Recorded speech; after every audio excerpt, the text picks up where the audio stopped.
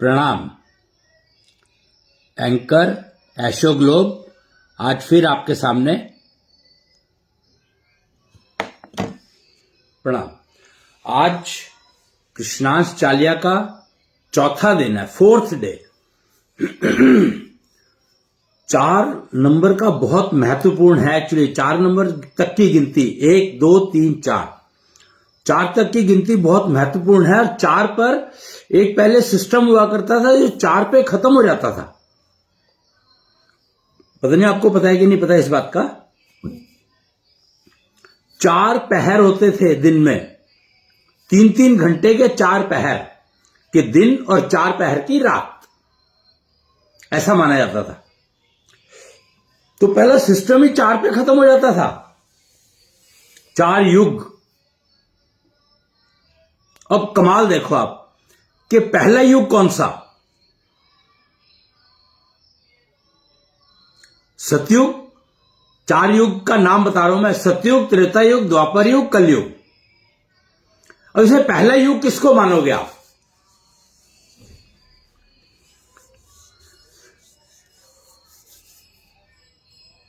समझना ही होगा कि पहला युग अगर हम सतयुग को मानते हैं,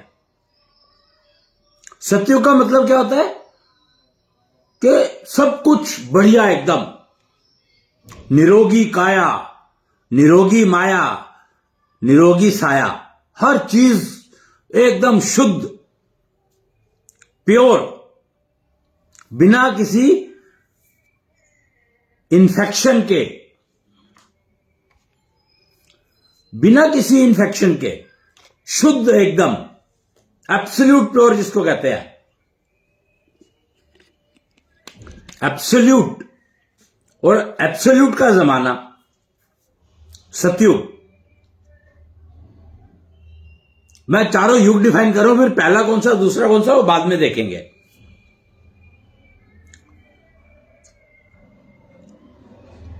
उम्र जितनी आप चाहो उतनी,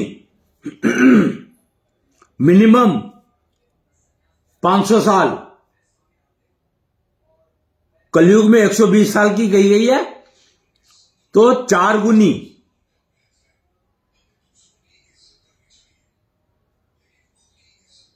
कम से कम 4 गुनी।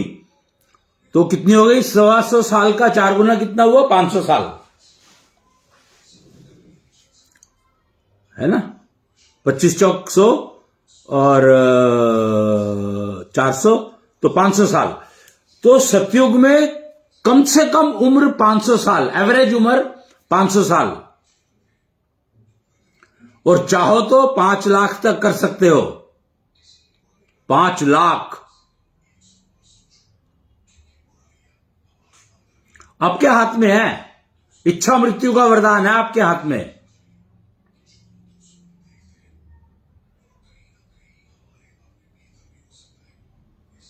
कुछ जब इन्फेक्शन ही नहीं है कोई भी किसी भी तरह का, तो ऑब्वियसली आपकी उम्र अनलिमिटेड हो गई।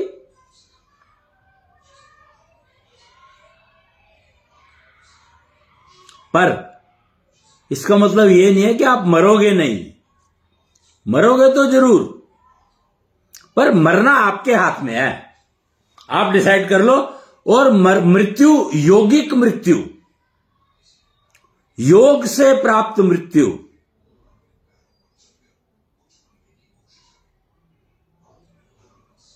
ये नहीं कि पॉइजन खा लिया मर गए, सुसाइड कर लिया। सुसाइड नाम की कोई चीज नहीं है। योगिक मृत्यु, मृत्यु को आलिंगन करना, मृत्यु को कॉल करना, बुलाना कि अब आजा और ले जा मुझे। इतना आदेश चलता था। सतयुग में आप मृत्यु को आदेश दे सकते थे कि मुझे लेकर जा।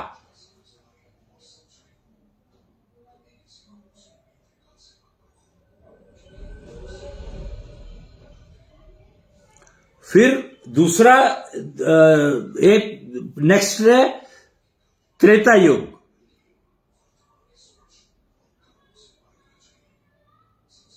एक्चुअली द्वापर होना चाहिए था।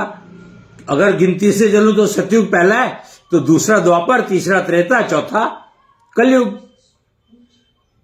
मैं इंपॉर्टेंट बता रहा, 4 तक की गिनती होती थी पहले।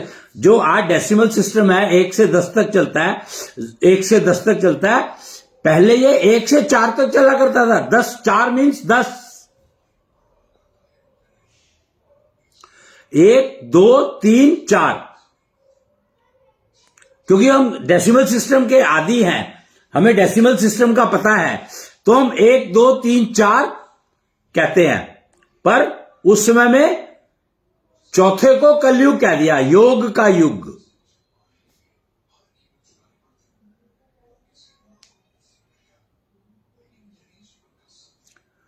सतयुग बताया। कलयुग क्या है? कलयुग में टोटल कंफ्यूजन, हर तरह का कंफ्यूजन, टोटल कंफ्यूजन। जिंदगी बस चले जा रही है, जिंदगी हम चलाते हैं। सतयुग में जिंदगी हम चलाते हैं और कलयुग में जिंदगी हमें चलाती है। भाई यही फर्क है कि या तो जिंदगी तुम्हें चलाएगी या तुम जिंदगी को चलाओगे। वो कहते हैं take control of your life.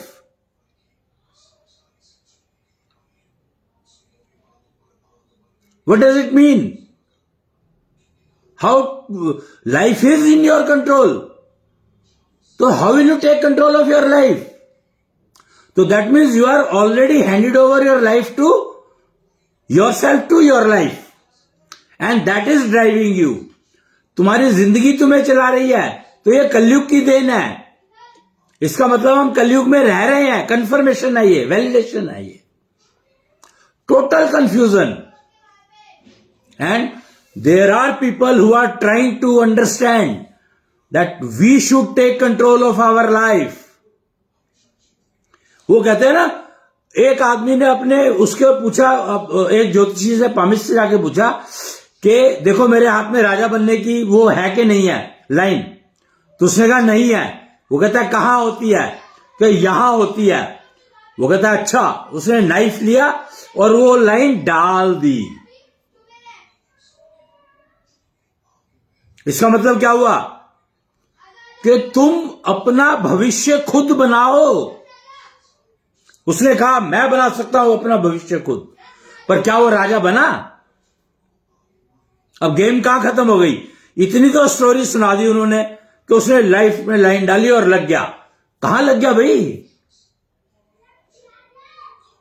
राजा बनने के चक्कर में लग गया। अरे राजा तो हर आदमी बन जाता है। जिस दिन तुम विवाह कर लो उस दिन तुम राजा बन गए। जब तक तुम राजा नहीं बनते, जब तक तुम विवाह नहीं करते, जब तक आप राजकुमार हो। The day you get married you become king. Do you know this?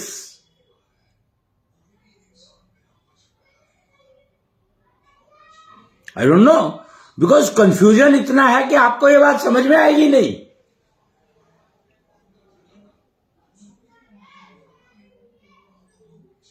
और fact of life is that the day you get married, you become a king.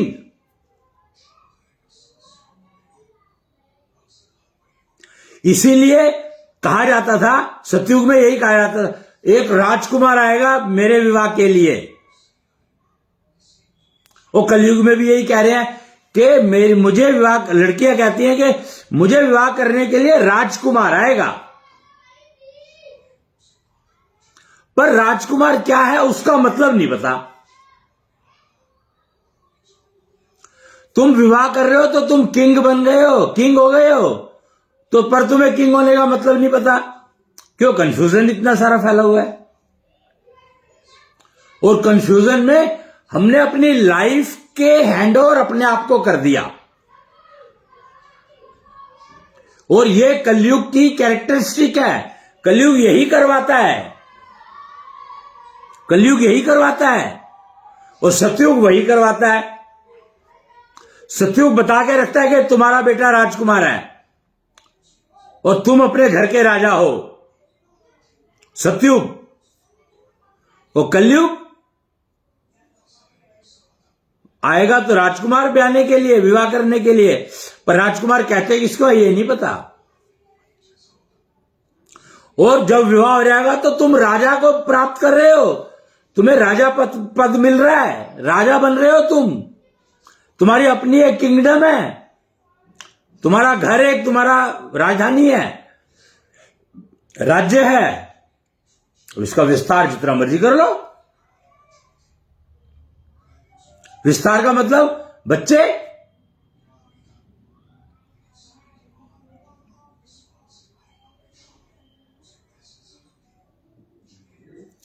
भाई एक बार राजा और रानी बन गए, उसका विस्तार तुम जितना मर्जी कर लो, तुम्हारे हाथ में है।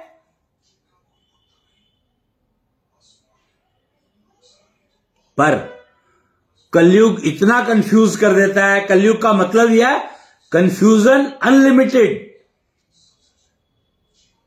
भ्रम की स्थिति बनी रहती है, भ्रमित रहता है।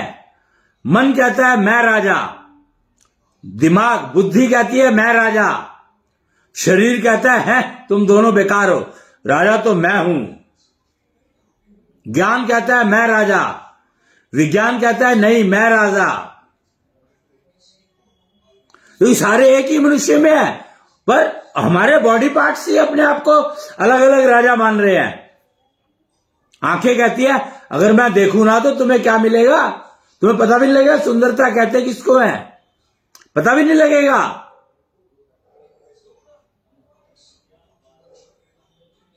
कान कहता है आज मैं सुनना बंद कर दूं फिर देख ले तो सुन ले।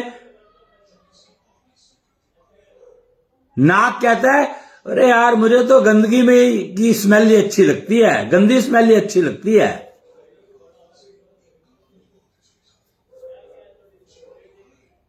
तो बॉडी का हर हिस्सा राजा बना हुआ है। ये है कलयुग।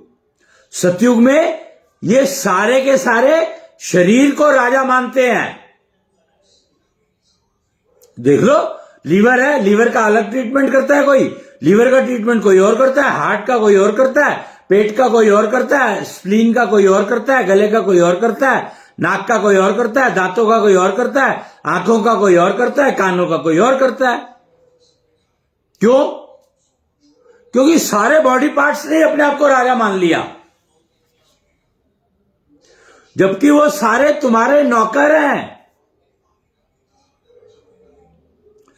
सतयुग में ये सारे तुम्हारे नौकर रहते हैं और कलयुग में ये सारे अपने आप को राजा मानने लगते हैं। बस यही फर्क है सतयुग और कलयुग में, मोटा मोटा प्राइमरीली।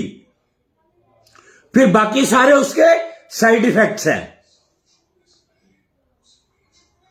बीच में दो युग आते हैं, द्वापर और त्रेता।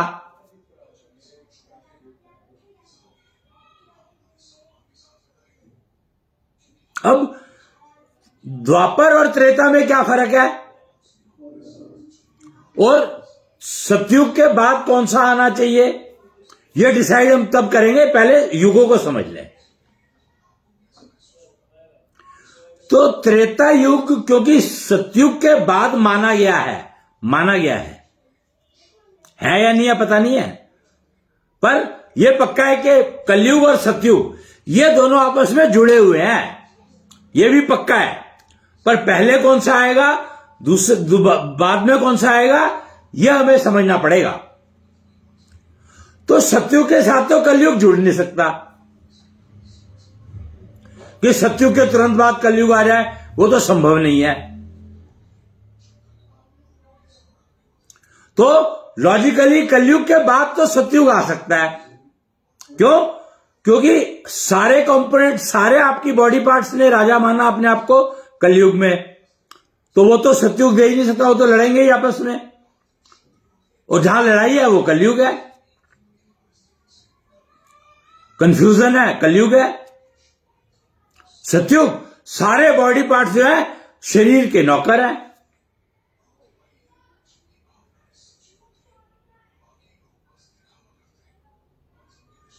अब गेम क्या है? गेम ये है कि मैंने कहा शरीर के नौकर हैं, पर राजा कौन है? मन, बुद्धि या शरीर? शरीर तो अपने आप में कुछ है ही नहीं। बुद्धि कहेगी तो शरीर चलेगा। अब सोच देखो गेम क्या हो गई कि सारे बॉडी पार्ट्स नौकर है शरीर के, शरीर किसका नौकर है? तो शरीर दो हिस्सों में बट गया। कुछ हिस्से बुद्धि के नौकर हो गए और कुछ हिस्से मन के नौकर हो गए। अपनी मर्जी से नहीं हुए हैं, डिफाइंड है, वेल डिफाइंड।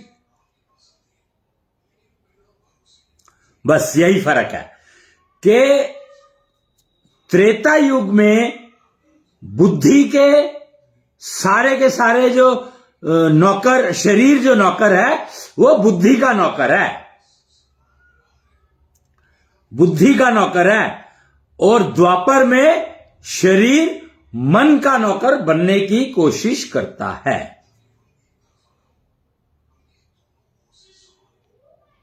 बुद्धि दिखाई देती है, बुद्धि समझ में आती है, डिसीजन मेकिंग, क्योंकि वो इंप्लीमेंट करती है। पर मन क्या करता है उसका नहीं पता। मन का तो पता ही नहीं वो क्या करता है और क्या उसके साथ उसके नौकर कौन है, ये तो हमें समझना पड़ेगा ना।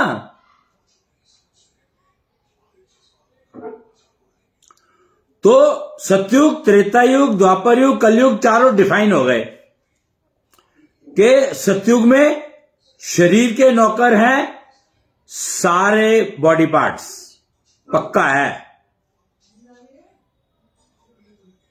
त्रेता युग में शरीर कहता है कि मैं तो नौकरी उसकी करूंगा, बुद्धि की करूंगा, दिमाग की करूंगा।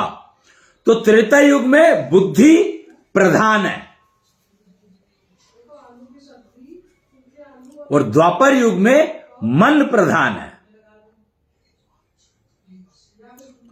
और कलयुग में दोनों चाहिए। सतयुग में दोनों होते हैं, क्योंकि सतयुग में मन भी नौकर माना जाता है शरीर का और बुद्धि भी शरीर की नौकर मानी जाती है। गेम क्या है? गेम यह है कि सतयुग में मन और बुद्धि दोनों शरीर के नौकर हैं, लेकिन त्रेता युग आता है तो बुद्धि कहती है शरीर मेरा नौकर है, शरीर है मेरा नौकर, शरीर है।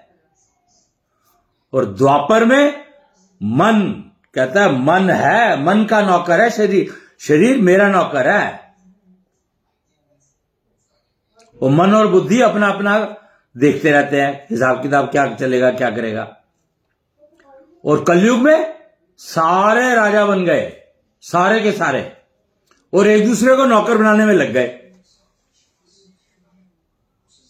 तो कमाल है, क्या सिस्टम बनाया है और कितना मतलब क्लासिक मैथमेटिक्स। और ये मैथमेटिक्स का मालिक कौन? तो इस मैथमेटिक्स का मालिक था नहीं है, था से कुछ नहीं होता है, ताऊ अकूतनाथ। ताऊ कहा गया उसको, सीनियर मोस्ट पर्सन, ताऊ अकूतनाथ, वो मालिक है इस सिस्टम का। सतयुग, त्रेता युग, द्वापर युग, कलयुग।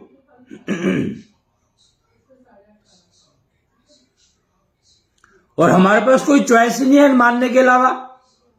आर्ग्यूमेंट कर लो तुम जितनी करनी है, कोई फर्क नहीं पड़ता।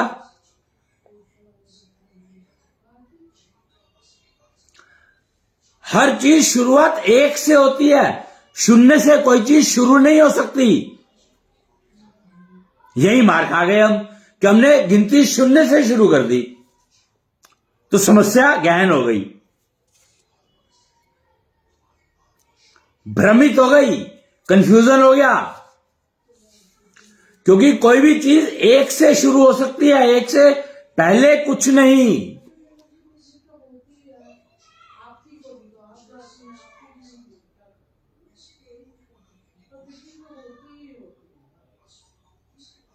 और एक किसको कहा गया है?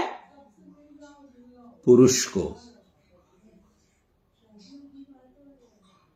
उस एक मान करके कि पुरुष एक पहला है, तो इसलिए उसकी रचना ऐसी करी गई।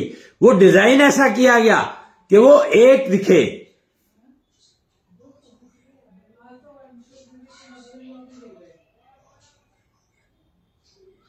और शून्य क्या है? शून्य है नारी, most powerful character on planet earth in universe.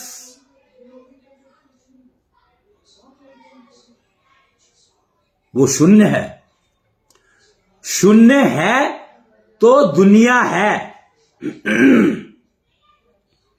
शून्य नहीं तो दुनिया ही नहीं है। और ताओ कूतनाथ का जो मैथमेटिक्स है वो 1 2 3 0। 4 इज 10 10। जैसे हेक्साडेसिमल में 1 2 3 4 5 6 7 8 9 ABCDEF 10 hexadecimal system. Decimal system में 1 2 3 4 5 6 7 8 9 10। ऑक्टल 1 2 3 4 5 6 7 10। 8 इज इक्वलेंट 8 10 में, ऑक्टागोनल में 8 और डेसिमल में 10 एक जैसे हैं। 2 डिजिट शुरू हो जाती है, 2 डिजिट काउंट।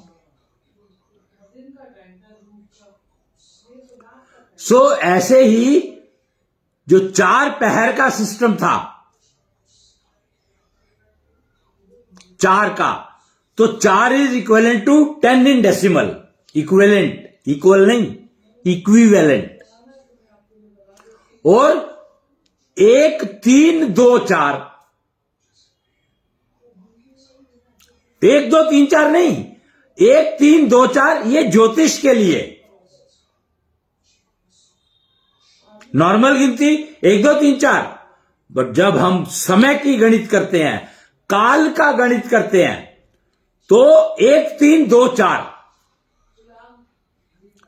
4 का मतलब है नई शुरुआत, 1 का मतलब शुरुआत और 4 का मतलब नई शुरुआत।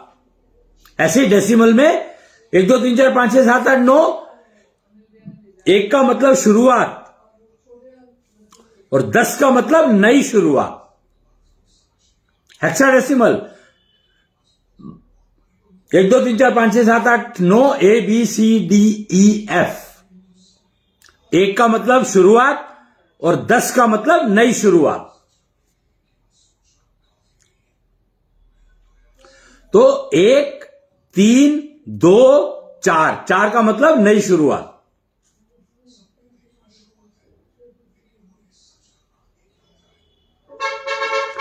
एक से शुरू होता है, 1 के बाद 3 क्यों? तो 3 नंबर रिप्रेजेंट करता है गुरु को। एक अकेला पूरा झमेला, गुरु दिखाए दिशा। तो दिशा ज्ञान के लिए गुरु ही चाहिए। टीचर दिशा नहीं दिखा सकते, प्रीचर दिशा नहीं दिखा सकते, ट्रेनर दिशा नहीं दिखा सकते, कोई नहीं दिखा सकता। दिशा ज्ञान सिर्फ गुरु दे सकता है।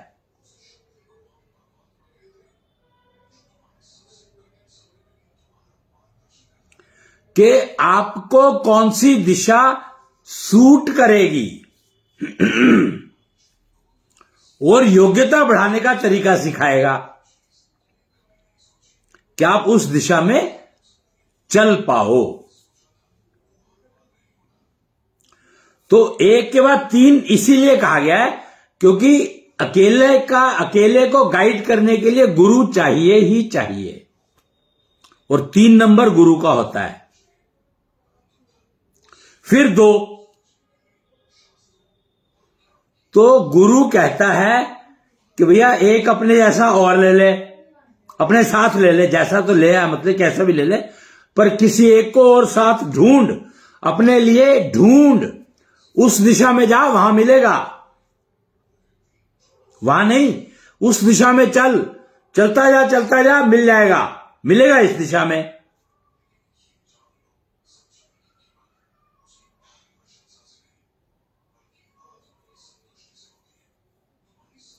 तो वो चल दिया। अब ये मैं बता रहा हूं आपको क्योंकि ब्रह्मा जी ने सृष्टि की रचना की, तो जो पहला पुरुष बनाया नारद, वो तो एकदम से चला गया। क्यों? क्योंकि उसका दिशा का ज्ञान था।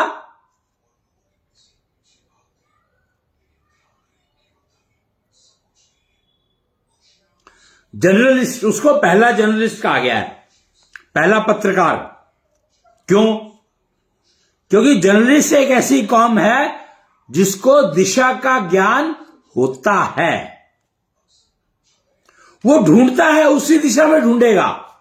उसको एक क्लू मिलना चाहिए, यानी गुरु ने दिशा दिखाई और वो चल दिया।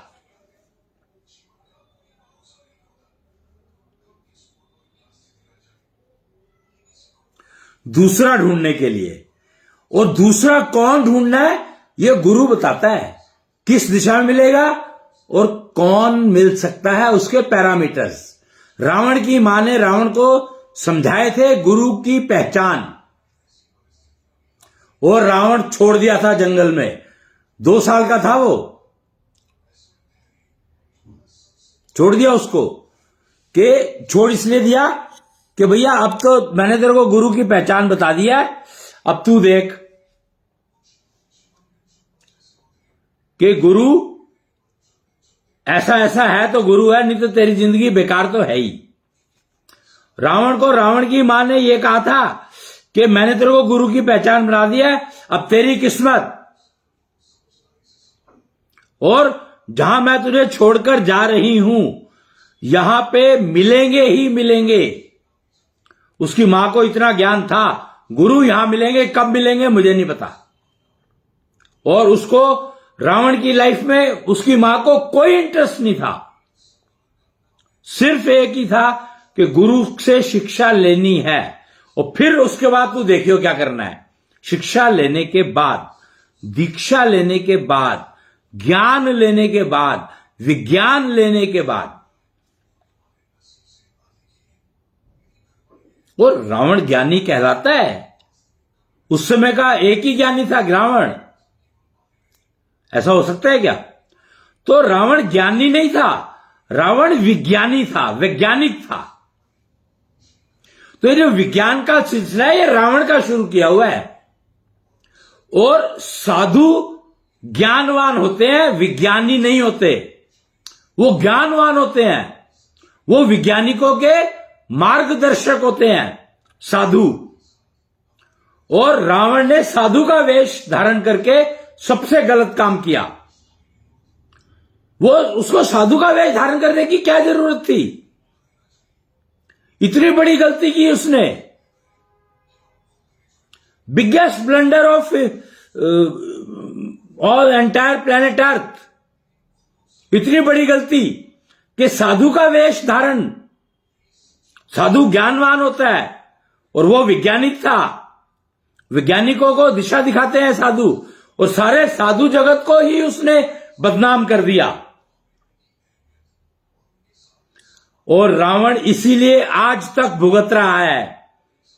उसको कुछ नहीं मिला, विष्णु के हाथों मरने के बावजूद उसको कुछ नहीं मिला। जबकि रावण शंकर के, शिव के इतने डेडिकेटेड पुजारी थे कि कोई सोच भी नहीं सकता कि ऐसी तपस्या भी की जा सकती है। रावण ने इतनी तपस्या की थी शिव को प्राप्त करने के लिए, उनसे, शिव से आशीर्वाद प्राप्त करने के लिए, ब्लेसिंग्स प्राप्त करने के लिए।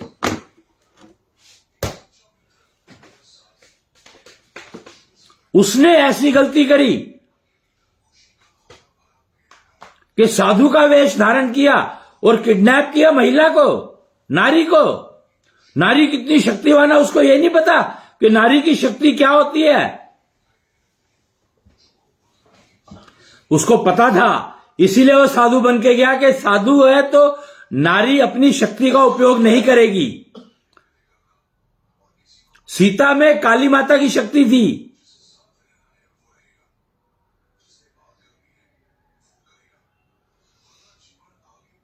वो कुछ भी कर सकती थी। रावण साधु वेश में इसीलिए गया कि साधु वेश में वो सीता चाहे मैं कुछ भी हूं, वो पहचान भी लेगी तो भी मेरे वेश का वो करेगी, रिस्पेक्ट करेगी। इससे बड़ी गलती हो नहीं सकती। भयंकर, इससे ज्यादा खराब काम कर्म हो नहीं सकता। सोच में भी ये कर्म करना आपको ऐसे कर्म फल देगा जो आप सारी उम्र भुगतोगे। सोच में भी आप ये कर्म नहीं कर सकते। उसने किया, श्रम भी किया, मेहनत करी,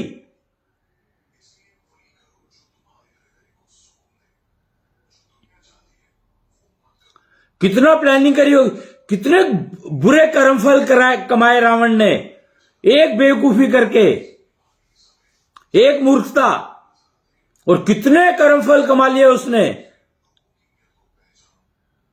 लाखों, करोड़ों, लाखों भी नहीं, शायद करोड़ों कमाए होंगे। क्यों? क्योंकि अब तक भुगत रहा है वो। हर साल उसको जलाया जाता है, हर साल जलाया जाता है उसको। वो जलता नहीं है, क्या करे, मजबूरी है उसकी। वो जल नहीं सकता क्योंकि उसने ज्ञान इतना प्राप्त कर लिया था कि वो जलने से मर ही नहीं सकता था। नहीं तो हनुमान जी ने लंका में आग लगाई तो क्यों नहीं जला? क्योंकि रावण जल ही नहीं सकता था, इसलिए उसको हर साल जलाया जाता है। ऐसे कर्मफल कमाए उसने, एक कर्म करके, एक ऐसा कर्म किया जिससे उसके सारे पुण्य फल खत्म हो गए और कर्मफल ऐसे बन गए जो आज तक भी उसके पूरे होने में आ नहीं रहे हैं। पता नहीं कब तक रहेंगे।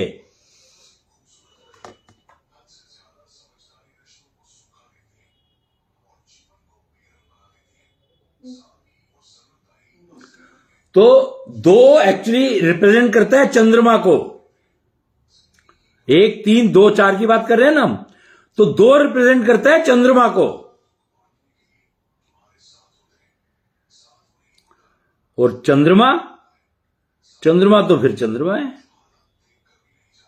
और स्त्री का प्रतीक है, मां का, मन का प्रतीक है। तो गुरु जो दिशा दिखाता है वो पुरुष को यही कहता है कि भैया रानी लेकर आ।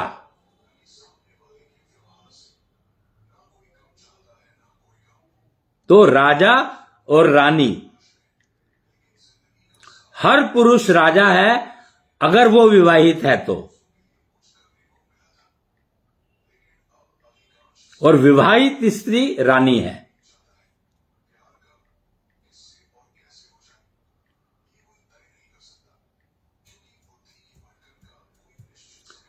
और फिर आता है 4, कलयुग। देख ही रहे हो आजकल चल रहा है। 4 किसका नंबर है पता है आपको? राहु। सारा ज्ञान है पर उपयोग नहीं कर सकता, प्रयोग नहीं कर सकता, कुछ नहीं कर सकता। ज्ञान सारा है, सारा ज्ञान है,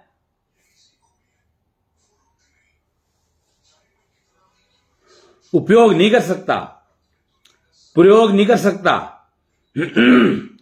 तो उसको काम क्या दिया गया? ग्रहण लगाने का काम दिया गया उसको, सजा देने का। वो सजा देता है, न्याय नहीं करता, सजा देता है।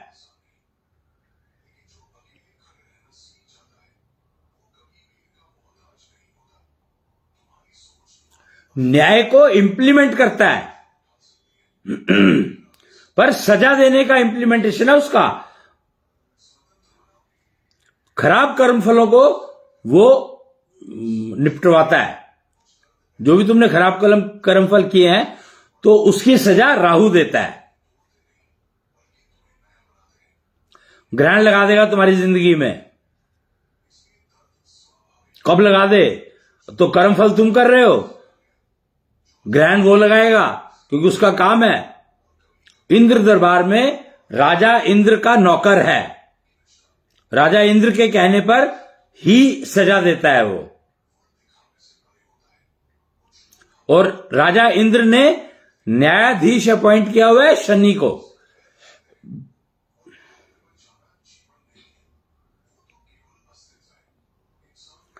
तो शनि न्याय करता है और उसको इंप्लीमेंट करते हैं राहु और केतु। एक्चुअली राहु पूरा था, उसको 2 हिस्सों में विष्णु ने काटा।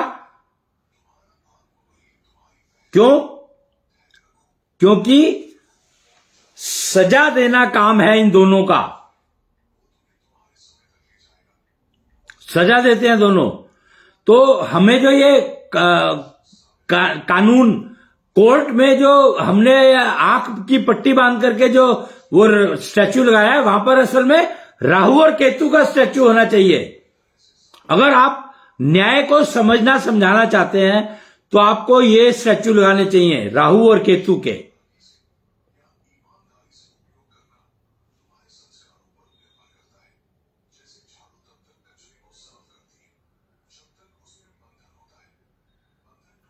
फिर कभी अन्याय नहीं होगा, पक्की बात है ये। अन्याय नहीं होगा, सिर्फ न्याय होगा। क्यों? क्योंकि राहु और केतु सजा देते हैं, इंप्लीमेंट करते हैं।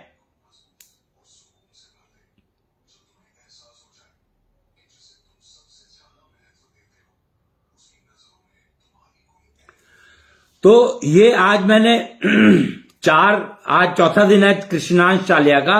कृष्णांश कौन? जो शंख से धुन निकलवा दे और बांसुरी से नाद, वो ही है कृष्णांश। कृष्णांश कौन का चौथा दिन, चालिया का चौथा दिन आज। और आज सुबह चौथा दिन है क्योंकि तो यही योग का दिन है, यानी राहु का दिन है। तो उसने सुबह होने नहीं दिया ये प्रोग्राम, क्योंकि 26 जनवरी आज है, हर साल ही होती है। क्योंकि जब भी ये पड़ेगा हमारा कृष्णांश चालिया 23 को शुरू होता है, चौथा दिन 26 को पड़ता है, 26 को हमेशा प्रोग्राम रह जाता है। ये आज मैंने अब इस टाइम पर किया क्योंकि सारा दिन टाइम ही नहीं मिलता, राहु मिलने नहीं देता। तो अब की बार मैंने सोचा था कि करूंगा जरूर।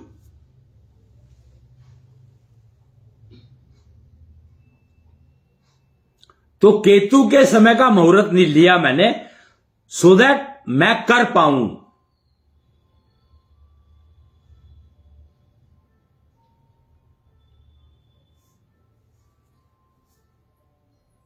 और चंद्रमा का समय, केतु और चंद्रमा दोनों तो चलते ही हैं साथ साथ।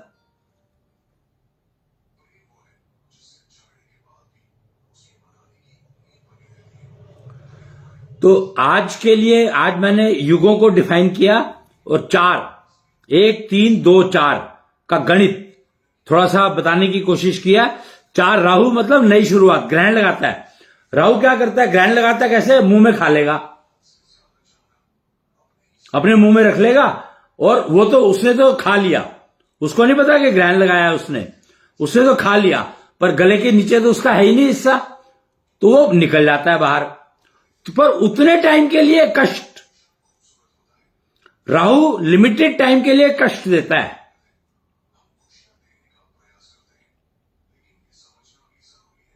पर वो लिमिटेड टाइम कितना हो सकता है, ये इंडिविजुअल के कर्म फलों पर डिपेंड करता है। कैसा कर्म है? रावण आज तक भुगत रहा है।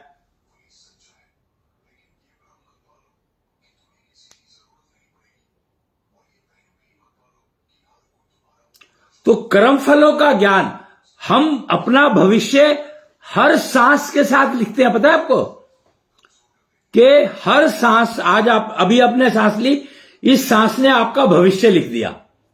इस सांस के साथ आपने क्या काम किया, उस काम का कर्मफल लिखा गया जो आपको भविष्य में मिलेगा।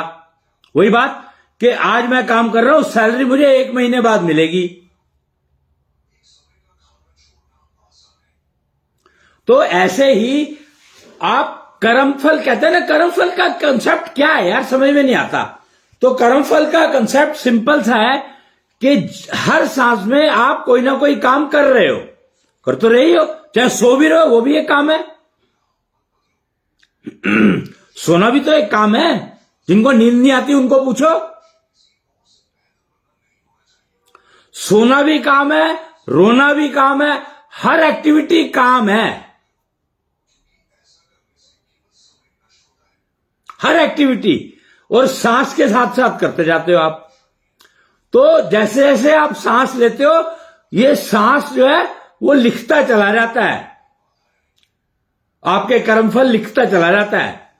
कर्मफल और कर्मफल मिलने का समय, ये दोनों चीजें हार्ट बीट के माध्यम से लिखी जाती हैं।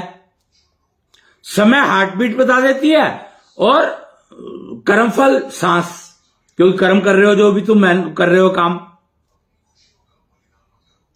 सांस हमेशा ऊपर जाती है फिर नीचे जाती है, पता है आपको। सांस नाक से लेते हो तो नाक को तो ऊपर की तरफ है सारे, तो पहले ऊपर जाती है। यहां पर है शिव ज्योति, हवा शिव ज्योति डिफाइन करती है कि हवा को कहां भेजना है। निर्णय लेने का काम, डिसीजन लेने का काम शिव ज्योति का है। बुद्धि का पॉइंट, सेंटर पॉइंट। वो कहते हैं ना मेरी बुद्धि सेंटर में है, या अब तो इधर हो गई यार, बिगड़ी हुई है आजकल। तो सेंटर पॉइंट शिव ज्योति कहलाती है। वो डिसाइड करता है कि तुम्हारा सांस कहां जाना चाहिए। शिव ज्योति बुझनी नहीं चाहिए और भड़कनी भी नहीं चाहिए। अब आग है, ज्योति है तो आग है तो भड़केगी तो नुकसान, और अगर बुझेगी तो नुकसान। एकदम शांत दीपक की लो, जब हवा बिल्कुल नहीं चल रही तो दीपक की लो ना एकदम स्टैंड स्टिल खड़ी होती है।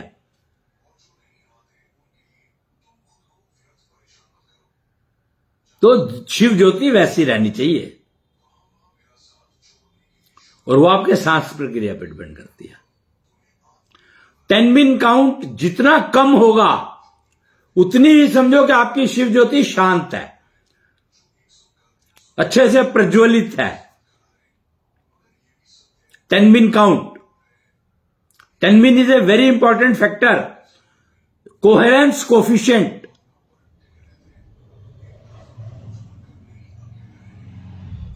उसको जितना कम रखोगे उतना आप प्रसन्न रहोगे।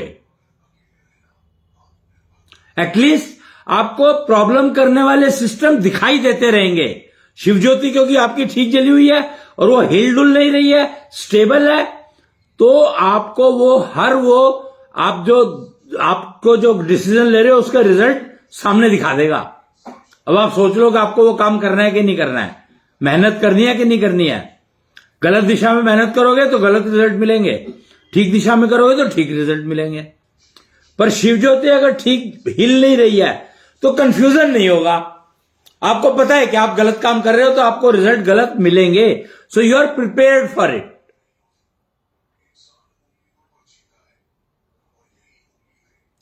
हर सांस में कर्मफल लिखा जा रहा है। वो कहते हैं ना कर्मफल, यार कर्मफल होता क्या है? तो मैं बता तो रहा हूं कि कर्मफल हर सांस में लिखा जाता है। Each breath. लोग क्यों कहते हैं कि समाधि की स्टेट में वो रहना चाहिए हमेशा आदमी को? एक ही कारण है कि उस समाधि की स्टेट में आप गलत काम नहीं करोगे। पक्का है, समाधि की अवस्था में आप गलत काम करोगे ही नहीं। और गलत काम नहीं करोगे तो कर्मफल, फिर गलत तो मिलने का सवाल ही खत्म हो गया, चैप्टर ही क्लोज हो गया गलत कर्मफल मिलने का।